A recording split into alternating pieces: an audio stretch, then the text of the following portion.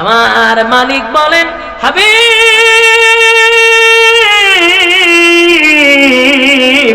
ইনসাফ থাকে না, তাই আপনার সঙ্গে পরামর্শ বসুন, আপনার সঙ্গে পরামর্শ হবে। পরামর্শ হলো দুইটা অপশন দিব, যে কোনো একটা আপনি নিবেন, দুইটা একসাথে নেওয়া যাবে না। আল্লাহর নবী বলেন আমি মেনে নিলাম। বলে এক নাম্বার হলো আপনার অর্ধেক উম্মত আমি জান্নাতে দিব, অর্ধেক উম্মত জাহান্নামে দিব। এটা কয় নাম্বার? কথা কয় না। এটা হলো দুইটা অপশন, একটা যে কোনো একটাই নিতে হবে। দুই নাম্বারটা হলো আপনার নেককার উম্মতকে আমি জান্নাত দিব, বদগার উম্মতকে জাহান্নামে দিব। কিন্তু বলুন শেষ না কিন্তু? কথা কয় না দি। কিন্তু কইলে কি শেষ না কিছু আছে? আপনার নেককার উম্মত জান্নাতে দিব, বদগার উম্মতকে জাহান্নামে দিব। কিন্তু আপনি আলাদা মর্যাদা, সমস্ত নবী কুলের সম্রাট, সমস্ত নবী রাসূলগণের মধ্যে আপনার আলাদা মর্যাদা। তাই আমি আল্লাহ আপনাকে একটা পাওয়ার দিব। কি দিব? পাওয়ার দিব। এটা সুপার পাওয়ার। এই পাওয়ারটা হলো নেককার উম্মত জান্নাতে দিব, বদগার উম্মত জাহান্নামে দিব। কিন্তু আপনাকে একটা পাওয়ারও দিব। পাওয়ারটা হলো বদগার উম্মতের মধ্যে আপনাকে আমি সুপারিশ করার ব্যবস্থা করে দিব। আপনাকে একমাত্র সুপারিশের মালিক বানায়া দিব গো, কিয়ামতের মাঠে যেন আপনি সুপারিশ করতে পারেন। আর সুপারিশ করিয়া আপনার বদগার উম্মতকে আপনি জান্নাতে নিতে পারবেন। বলুন তো দেখি কোনটা ভালো হয়েছে? দ্বিতীয়টা। নবীও দ্বিতীয় নাম্বারটা নিচে, আল্লাহ আমি দ্বিতীয়টা নিছি। তার মানে অর্ধেক নেককার জান্নাতে যাবে, বদগার জাহান্নামে যাবে, কিন্তু নবীর সুপারিশের অধিকার দেওয়া হবে। এই ওয়াজের পরে আরেকটা কথা জেনে রাখবেন, একমাত্র সুপারিশ যদি কেউ করে এটা আমার নবী করবে, কারণ এই পাওয়ারটা নবীরে দিছে। কথা কয় না? এখন যদি কয় ফিরেও সুপারিশ করতে পারবে, বুঝবেন এটা সঠিক না, এটা সাবাবাজি, মুরিদান থেকে টাকা নিয়ে পকেট বাড়ি করার একটা দান্দা। কারণ সুপারিশের একমাত্র মালিক নবীরে বানাইব। যদি কোনো ফিরে কয় আমিও সুপারিশ করব, বুঝবেন এটা আপনার ব্রেন ওয়াশ করতেছে, লক্ষণ ভালো না। কারণ আল্লাহ কোরআনে বলেন,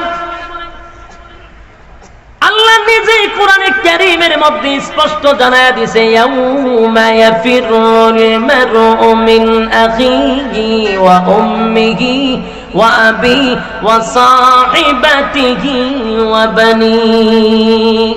কিয়ামতের মাঠে কেউ কারো হবে না, মা তার সন্তানের পরিচয় দিবে না, মা সন্তানের পরিচয় দিবে না, বাবা সন্তানের পরিচয় দিবে না, স্ত্রী তার স্বামীর পরিচয় দিবে না। আমি আপনাদের কাছে জানতে চাই, মা যেই জায়গায় সন্তানের পরিচয় দেয় না রে, ফিরে যাইবনি মুরিদানের পরিচয় দিত। মাতৃকা কি মাসির আদর বেশি? লক্ষণ দুইটি হয়। মনের মধ্যে কষ্ট নিবেন না। আল্লাহর কোরআনের আয়াতের দিকে লক্ষ্য করলে বোঝা যায় মাতৃকা মাসির আদর কেউ বেশি না। একমাত্র সুপারিশ যদি করার পাওয়ার থাকে নবীর থাকবে। আল্লাহ এটা স্পেশাল নবীরে আলাদা মর্যাদা দিছে, এটা কোনো পীররে দেয় নাই। হুদাহুদি আমাদেরকে ব্রেন ওয়াশ করানো হয় না। রব্বে কারীম বলেন আপনার উম্মতকে সুপারিশ করার মতো আপনাকে একটা পাওয়ার দিব। আল্লাহর নবী সবাইরেও নিবে না, যারা শিরিক করছে, বেদাত করছে, শিরিকে যারা লিপ্ত, যারা আল্লাহর সাথে শরীক করছে, ওই সমস্ত মানুষ কোনোদিন জান্নাতের ঘ্রাণও পাবে না। কথা কোন ঠিক নেই? যুবক ভাইরা আমার, তাহলে আমার লক্ষ্য করে দেখুন, নামাজ এমন একটা ইবাদত যেটা সে আজিম থেকে নিয়ে আসছে। সেই ইবাদতটা হলো সমস্ত ইবাদতের মা হলো নামাজ। কথা কয় না? সমাজের মানুষ নামাজের প্রতি গুরুত্ব নেই, সমাজ সেবা করে, অমুক জায়গায় টাকা পয়সা দিতেছে, মানুষের মুসিবতের সময় দাঁড়ায়। হুজুর উনি সমাজ সেবক, হুজুর খুব ভালো, খুব ভালো, খুব ভালো, লোকটা খুব ভালো। জিগায় নামাজ পড়েনি, নামাজটা খালি পড়ে না, এমন ভাবে বেশকি মেরে বোঝা যায় নামাজ দিয়ে পড়েন, এটা কোনো দোষই না। কথা কয় না? লোকটা অনেক ভালো, অনেক ভালো। হুজুর খুব ভালো, গরিব গুড়ার সাহায্য সহযোগিতা করে, আমরারও সাহায্য সহযোগিতা করে, লোক ভালা, নামাজ পড়ে না। যেমন বোঝা যায় এটা কোনো দোষই। আল্লাহ বলেন তার সব গুণ আমার কাছে গুণ থাকে না। হাজার গুণ থাকলে তোর গুণের 4 পয়সার কোনো দাম নাই যদি নামাজ না পড়স। তুই যত বড় নেতা হস, আল্লাহর কাছে তোর 4 পয়সার দাম নাই। যুবক ভাইরা আমার, জাহান্নামীরা বলবে ক্বালু লাম নাকু মিনাল মুসাল্লিন। জাহান্নামে আসার 1 নাম্বার কারণ হলো নামাজ। নামাজ পড়তাম না দুনিয়ায়, তাই জাহান্নামে আসছি। আল্লাহর নবী বলেন নামাজ এমন একটি ইবাদত, যে ইবাদতের মাধ্যমে আল্লাহর সঙ্গে বান্দার মেরাজ হয়। আল্লাহ বলেন নবী গো, মুসা আলাইহিস সালাতু ওয়াস সালাম তুর পাহাড়ে আমার সঙ্গে কথা বলতে আসতো, কালিমুল্লাহ মুসা। তার আর আমার মাঝখানে 70,000 পর্দা থাকতো। কিন্তু আপনার উম্মত যখন নামাজে দাঁড়ায়, বান্দা আর আল্লাহর মধ্যে কোনো পর্দা থাকে না। একটা জবান বন্ধ রাখবেন না, আল্লাহু আকবার বলেন। এই ঈমানের আওয়াজে বলেন আল্লাহু আকবার। রব্বে কারীম বলেন বান্দা আর আমার মধ্যে কোনো পর্দা থাকে না, বান্দা আর আমার মধ্যে কোনো পর্দা থাকে না। তাই নামাজ হলো মুমিনের মেরাজ। সুবহানাল্লাহ। নামাজের জন্য নবী বিদায়ের বেলা পয়গম্বর আলীর কথা বলে নাই, হুসাইনের কথা বলে নাই, হাসাইনের কথা বলে নাই। শেষবারের মতো নবী বলেছেন আয়েশা, মসজিদে নববীর ভিতরে নামাজ শুরু হয়ে গেছে। সাহাবায়ে কেরাম নবীর অপেক্ষায় অনেকক্ষণ ধরে অপেক্ষায় বসে আছে, রে নবী তো আসে না। অক্ত চলে যায়। আবু বকরের নেতৃত্বে যখন নামাজে দাঁড়ায়া গেল, সাহাবায়ে কেরামরা কান্নার রুল ফলায়া দিছে। হায় রে, আবু বকর যেহেতু ইমামতির মুসল্লায় দাঁড়ায়া গেছে, আর কোনদিন নবীর পিছনে নামাজ পড়তে পারবো না। কান্নার রোল পড়ে গেল, নামাজ শুরু হয়ে গেছে। আল্লাহর নবী বলেন আয়েশা, মাথাটা একটু উঁচু করে মসজিদে নববীর দিকে ধরে রাখো। আম্মা জান আয়েশা নবীজির মাথা মুবারকটা উঁচু করে ধরলেন। নবী তাকায়া দেখে আবু বকরের ইমামতিতে মসজিদে নববীর মধ্যে নামাজ শুরু হয়ে গেছে। বিশাল জামাত, পয়গম্বর জামাত দেখে চোখ দিয়ে পানি ছেড়ে দিছে। নবীজির দাড়ি মোবারক ভিজে ভিজে যখন চোখের পানিগুলা পড়তেছিল, আম্মা জান আয়েশা বলেন নবীজি, আমার আব্বার ইমামতিতে নামাজ শুরু হয়ে গেছে গো। আপনি নামাজের দৃশ্য দেখে চোখের পানি গুলো ছেড়ে দিয়া কেন কাঁদলেন? আল্লাহর নবী বলেন আয়েশা, সব কান্না কিন্তু দুঃখের কান্না নয় গো, এটা আমার আনন্দের কান্না, এটা আমার আনন্দের কান্না। আমি দুঃখে কান্দি না, এটা আমার আনন্দের কান্না। এই নামাজ কায়েম করার জন্য তায়েফের ময়দানে আমার রক্ত রঞ্জিত হইছি। আমি তায়েফের ময়দানে রক্তে রঞ্জিত হইয়া বেহুশ হয়ে পড়ে গেছি নামাজ কায়েম করার জন্য। উহুদের ময়দানে দান ভাঙছি নামাজ কায়েমের জন্য।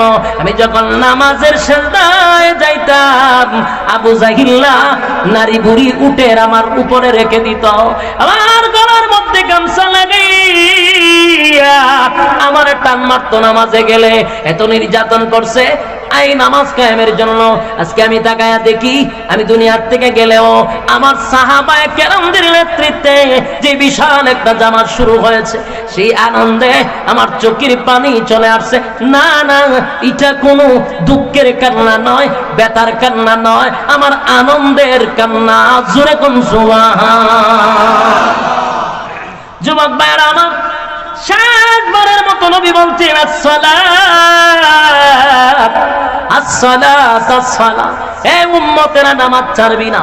যুবক ভাইরা রে, আজকের এই মাহফিল থেকে যাওয়ার পরে যদি নামাজের প্রতি আপনারা গুরুত্ব দেন, আল্লাহর কসম এই মাহফিল কমিটি সাকসেস, আপনারাও সাকসেস।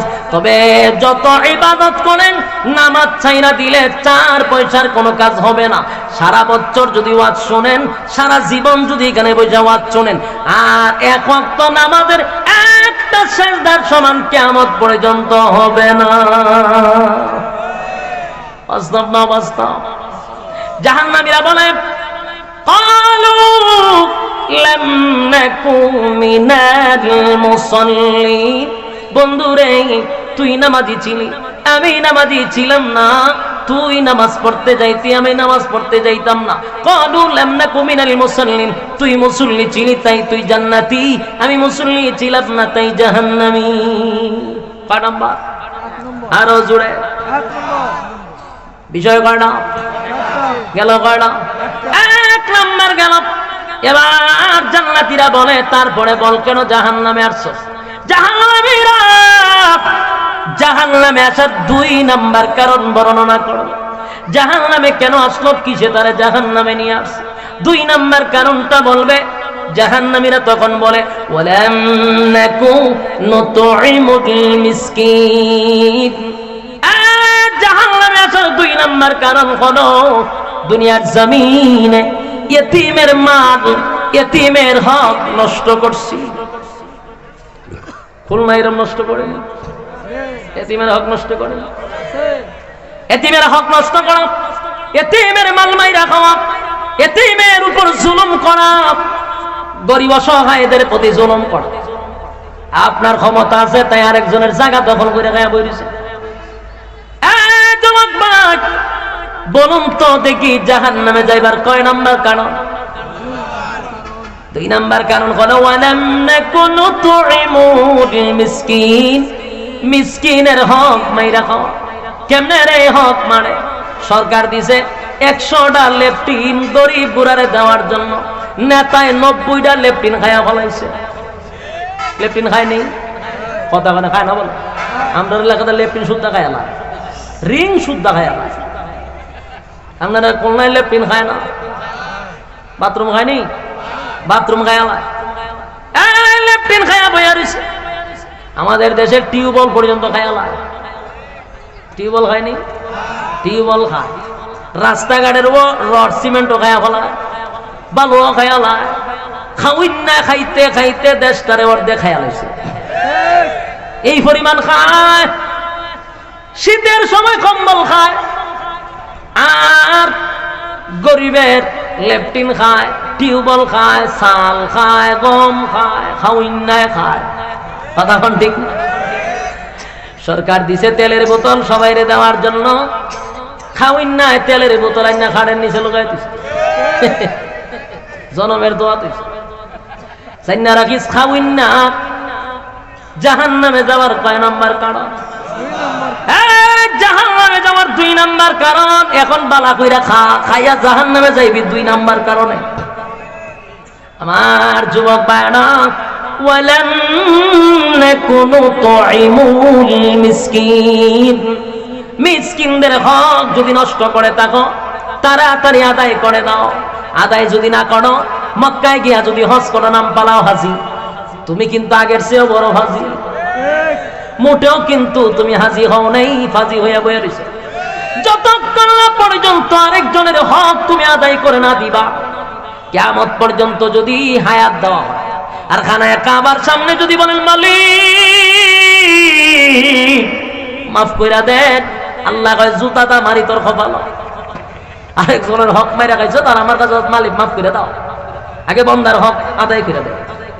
বন্দার হক যদি আদায় না করস, জিন্দিগি তো কোনদিন মাপ পাবি না। আপনারা কি তা করেন? যুবক ভাইরা আমার, কয় নাম্বার কারণ?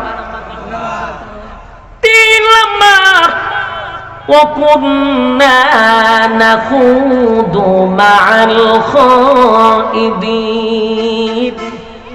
3 নাম্বার কারণ, তার মধ্যে অনেকেই জড়িত, বিশেষ করে মা বোনরা একটু বেশি জড়িত। মা বোনদের কানের মধ্যে যদি যায় গো, আমার প্রতি খারাপ ধারণা নিবেন না, রাগ করবেন না। আমি আপনাদেরকে নসিহত করতে আসছি, মানা না মানা আপনাদের ব্যাপার। যুবক ভাই, তিন নাম্বার বিষয়টা মনোযোগ দিয়ে শুনেন, এটা আমাদের মধ্যে মাশাআল্লাহ অনেকের ভিতরে আছে। ওয়াকুন্না নাখুদু মাআল খাইদিন, অনর্থক কথা বলা, বেহুদা কথা বলা, অপ্রয়োজনীয় কথা বলা, আছে নি এরকম? হুদুদি কথা বলা, দরকার নাই এরপরে কথা বলা, অপ্রয়োজনীয় কথা আছে নি? কয় নাম্বার কারণ? জাহান্নামে যাওয়ার 3 নাম্বার কারণ হলো ওয়াকুন্না নাখুদু মাআল খাইদিন। জাহান্নামে যাওয়ার 3 নাম্বার কারণ অনর্থক কথা বলা, বেহুদা কথা বলা। এই যে সমস্ত মানুষগুলি বেহুদা কথা বলে, অনর্থক কথা বলে, জাইনা রাখিস জাহান্নামে যাওয়ার 3 নাম্বার কারণ। মহিলারা যদি 4-5 জন এক জায়গায় হয়, মাশাআল্লাহ এখানে আর মাহফিল লাগেনি, কক কক কক কক শুরু হয়ে যায়, বেহুদা কথা শুরু হয়ে যায়। অমুকে গীতা করে, অমুক বাড়িতে কি হয়, তমুক বাড়িতে কি হয়, সব খবর এর কাছে পাওয়া যায়। আপনারা খুলনার কথা কইতেছি না, আমার হবিগঞ্জের কথা কই, অসুবিধা আছে না? এলাকার মহিলারা রাগ করার কোন কথা? আমি আমার দেশের কথা কইতেছি, এই এলাকার কোন মহিলার কথা কইতেছি না। সাবধান, রাগটা কইরেন না, অনর্থক কথা বলবেন না, বেহুদা কথা বলবেন না, নসিহত করে যাই। আল্লাহ বলেন 3 নাম্বার কারণ জাহান্নামে যাওয়া। ওয়াকুন্না নাখুদু মাল খাইদিন, আমাদের সমাজের অনেক মুসল্লি আছে 5 ওয়াক্ত নামাজ মসজিদে পড়ে, কিন্তু ওযুটা কথা বলে। তাসবিহটা দেখবেন এত আছে, সুবহানাল্লাহ সুবহানাল্লাহ পড়তে পড়তে পড়তে মসজিদ থেকে গেছে দোকান হয়ে গেছে, সুবহানাল্লাহ সুবহানাল্লাহ সুবহান, টিভিটা ছাড়, সুবহানাল্লাহ সুবহান, টিভিটাও দেখে, খবর কিতা দিছে দেখতে যা, সুবহানাল্লাহ আমাদের আছে, সুবহানাল্লাহ সুবহানাল্লাহ, টিভি দেখে কি খবর টবর দেয়। তোমার সুবহানাল্লাহ কই আজকে কয়, তোমার বাচ্চাটা কি করে, তোমার ছেলে কি করে, সুবহানাল্লাহ সুবহানাল্লাহ, ছেলে বিয়া করাইছো, সুবহানাল্লাহ, সুখে আসেনি, সুবহানাল্লাহ, মাইয়া কই আছে, সুবহানাল্লাহ সুবহানাল্লাহ, সব খবরাখবর নিতেছে, সুবহানাল্লাহ পড়তেছে। বলুন জাহান্নামে যাবে কয় নাম্বার কারণ? 3 নাম্বার কারণ। কিন্তু বেচারা তো হাজি, বেচারা 5 ওয়াক্ত নামাজি, কিন্তু বেহুদা কথা কয়। আরেক বেটা কি করছে না করছে ফ্যামিলি, তোরে তো জিজ্ঞাবার কি দরকার? এই যে অনর্থক কথাগুলি বলতেছেন, জাহান্নামে যাবার কয় নাম্বার কারণ? 3 নাম্বার কারণ। অনেক মাহফিল আমরা যাই তো, গেলে পরে এক জায়গায় রেস্ট একটু বইলে পরে অনেক ক্লান্ত হইয়া তো আসি, বইয়াতে তো অনেক সময় অনেক লোক গিয়া ঢুকে, গিয়া বইব, বইয়া হুজুর আমরা নাম জানি কি? হ্যাঁ আমার নাম জিগায়, তে কইলাম নাম, ও তারপরে বাড়ি কোন জায়গা? তারে বাড়িও কইলাম, ও তে কোন লেখাপড়া করছে, এর এটাও কইলাম। এরপরে হ্যাঁ জিগাইতে জিগাইতে হকলতা যে কত সালে বাড়ি কইছে, বাচ্চা কাচ্চা আছে, মা বাবা আছে, যত ধরনের কথা আছে আমরা জিগায়, বোঝা যায় আমি আরেক জায়গার থেকে কিনলে আইছি, সব জিগাইব। যখন আপনি চুপ করে থাকবেন, উত্তর দিতেন না, তখন আবার বাইরে হুজুরের অহংকার বেশি, কথা হয় না, আছে না? মারাত্মক অহংকার, গেছলাম কথা হয় না, এই কথাটা কইয়া এতটুকু ভালো ছিল, কিন্তু এতটুকু না, ফেসবুকে লিখে দেয়, অমুক বক্তার সাথে দেখা করতাম গেছিলাম, মারাত্মক অহংকার, কথা হয় না। আবার এর মতো কিছু আবালের 3 নাম্বার বাচ্চা আছে, কেউ কমেন্ট হলে হ্যাঁ ঠিক ঠিক, বাস এত কমেন্ট পাই নিল, মাশাআল্লাহ, এর কথার সাপোর্টও আছে, ঠিক ঠিক ঠিক, কিন্তু হে জানে না বেহুদা কথা বলার কারণে 3 নাম্বারে জাহান্নামে যেতে হবে। হে বক্তারা বেহুদা কথা বলাই তো চায়, আসেনি এরকম হুদুদি কথা। আমি আজকে আপনাদের এখানে সবাইকে জানায়া যাই, বেহুদা কথা, অনর্থক কথা, যেটা আপনারা চলে আনন্দে হাসতে হাসতে কথা বলেন, অপ্রয়োজনীয় কথা বলার থেকে বিরত থাকবেন, নাইলে জাহান্নামে যাওয়ার কয় নাম্বার কারণ? খালি নামাজ পড়ে না আর হাজি নাম পালাইছে, জানেননি কত কারণে জাহান্নামে যাইতে হয়। জান্নাতে যাওয়া এত সোজা নয় গো, বুঝতে হবে, জানতে হবে। আল্লাহর নবী বলেন মান সামাতা নাজা, যে চুপ থাকে সে নাজাত পায়। অনর্থক কথা বলবেন তো ধরা খাইবেন, যারা বেশি ফটর ফটর করে ধরাও খায়, খতর ফেস লেগে যাবে। সাবধান করে দিলাম, বেহুদা অনর্থক কথা বলবেন না, জাহান্নামে যাওয়ার কয় নাম্বার কারণ? ওয়াকুন্না নাখুদু মাআল খাইদিন। এবার আসুন 4 নাম্বার হলো ওয়াকুন্না নুকাযযিবু বিয়াউমিদ্দিন। ওয়াকুন্না নুকাযযিবু বিয়াউমিদ্দিন।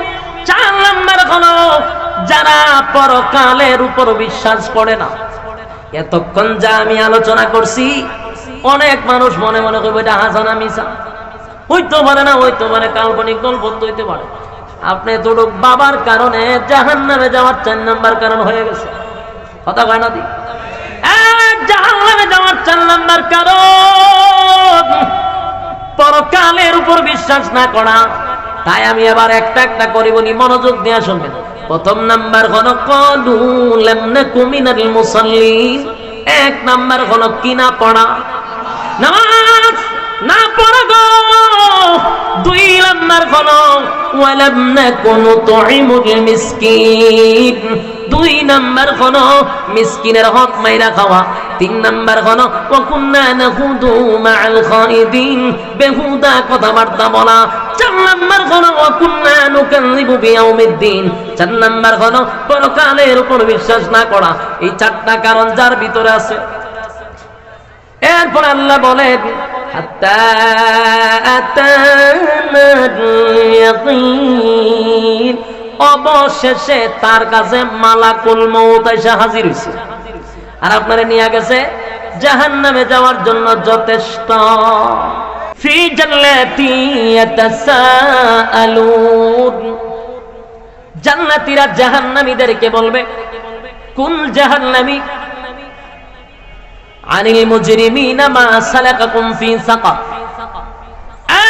সাকার নামক জাহান্নামীদেরকে বলবে একই সাথে ব্যবসা করতাম, একই সাথে চাকরি করতাম, আমি আল্লাহর তুই জান্নাতের মধ্যে নিয়ামত ভোগ করতেছি, বন্ধু তুই কেন জাহান্নামের ভিতরে? যুবক ভাইরা আমার, জাহান্নামীরা তখন জান্নাতীদের প্রশ্নের উত্তরে নাম্বার 1 4টা কথা বলবে। বলুন কয়টা? কোন কোন কারণে তারা জাহান্নামে আসছে রে?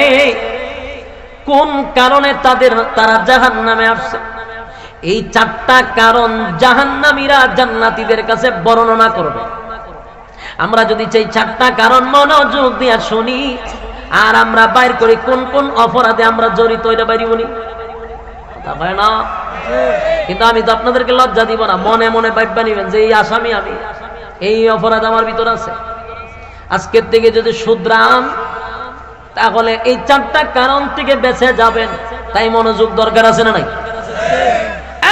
জাহান্নামীরা জান্নাতীদেরকে বলবে 4টা কারণে জাহান্নামে আসছি, 4 কারণে আমরা জাহান্নামে আসছি রে। জাহান্নামীরা তখন জাহান্নামে আসার 1 নাম্বার কারণ বর্ণনা করবে। সেটা আমার কথা না, কোরআনেই বলে তারা 4টার মধ্যে 1 নাম্বারটা বর্ণনা করবে। 1 নাম্বারটা হলো ক্বালু লাম নাকু মিনাল মুসাল্লিন।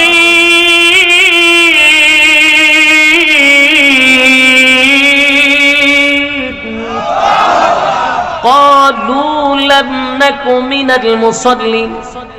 জাহান্নামীরা বলে জান্নাতীরা জাহান্নামে আসার 1 নাম্বার কারণ হলো ক্বালু লাম নাকু মিনাল মুসাল্লিন।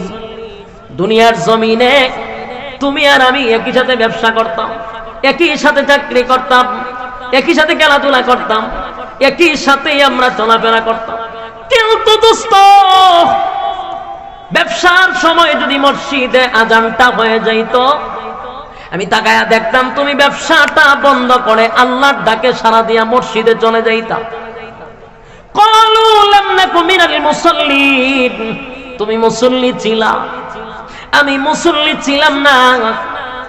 আজানের সময় কাস্টমার বেশি আসলে আমি কাস্টমারের পাল্লায় পড়ে নামাজে যাইতাম না। ক্বালু লাম নাকু মিনাল মুসাল্লিন, বন্ধুরে দোকানটা বন্ধ করে তুমি মসজিদে চলে যাইতা। তুমি মুসল্লি ছিলা, আমি মুসল্লি ছিলাম না। বলুন তো, জবাব দেন তো দেখি, জাহান্নামে যাওয়ার 1 নাম্বার কারণ কি না পড়া? আরো জোরে, আরো জোরে, উচ্চ সুরে বলেন কি না পড়া? নামাজ। 1 নাম্বার ক্বালু লাম নাকু মিনাল মুসাল্লিন। জাহান্নামে যাওয়ার 1 নাম্বার কারণ হলো নামাজ না পড়া।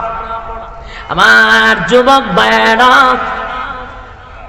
দিলের মধ্যে নিজেকেই প্রশ্ন করেন তো দেখি, এখানে যারা বসছেন, যারা রাস্তাঘাটে ঘোরাফেরা করতেছে, কয়জন আজকের এশারের নামাজ পড়ছেন? আমি যদি দাঁড় করা হাত তুললে না লজ্জা পাইব, বাকিরা কে আমরা কইছি না হাত তুলতে? মানুষকে লজ্জা দেওয়াটা আজ আল্লাহ পছন্দ করেন। কথা বুঝতেছেন? হাত তুললেন না। আপনি যদি বান্দাকে লজ্জা দেন, তাহলে আল্লাহ আপনারে লজ্জা না দিয়া মরণ দিত না। তাই কোনো সময় মানুষকে শরম দিতে নাই, তার দোষটা আপনি ডাইকা রাখবেন, আল্লাহ তাআলা আপনাকে দুনিয়াতে ইজ্জত বাড়ায় দিবেন। আমি আসছি আপনাদের কাছে এই কথাগুলি বলার জন্য, আপনাদেরকে মানুষের কাছে কালার করার জন্য আসি নাই। তাই আমি শুধু বলতেছি, কারা কারা নামাজ পড়ছেন মনে মনে তো আপনার জানা আছে, আর কারা কারা এছাড়া নামাজ পড়েন নাই এটাও মনে মনে জানা আছে। কিন্তু আমি আপনাদের কান পর্যন্ত আমার মেসেজটা জানায়া দিতে চাই গো, জাহান্নামে যাওয়ার 1 নাম্বার কারণ কি না পড়া। এটা হলো 1 নাম্বার কারণ, 1 নাম্বার কারণ, 1 নাম্বার কারণ। যুবক ভাই, কথাগুলি দিলের কান লাগায় যদি শুনেন, আশা করি আপনার উপরে কথার প্রভাব পড়বে।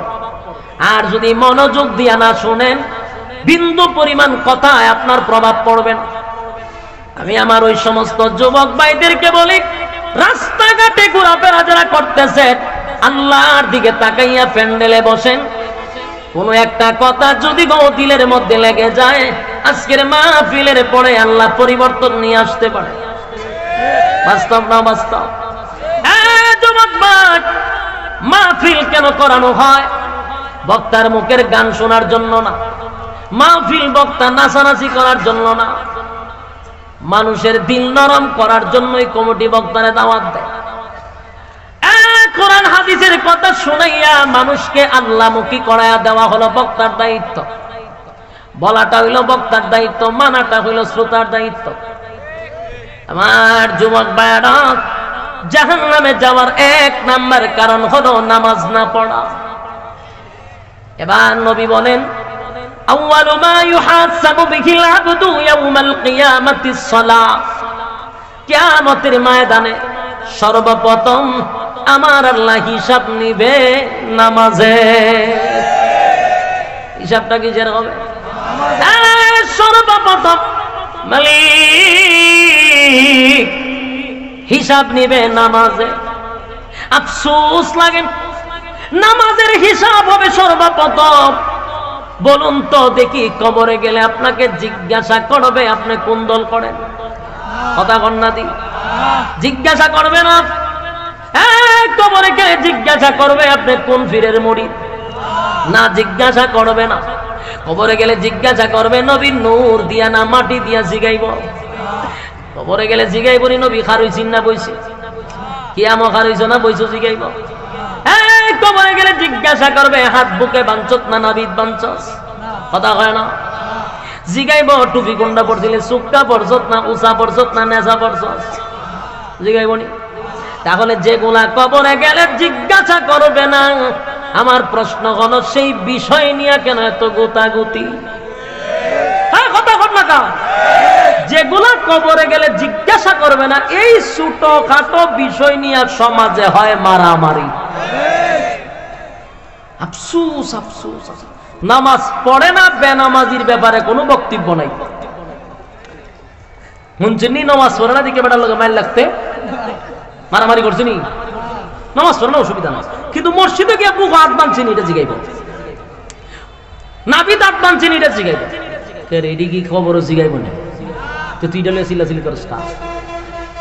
টুপি যদি আপনি উষা পড়েন কয়টা আরেক দলে, নেশা বললে কয় আরেক দলে, ফাকরি বললে কয়টা আরো বড় দলে, সুক্কা বললে কয় আরেক দলের। বাবারে বাবা, টুপির মধ্যে দলাদলি শুরু করে দিছে।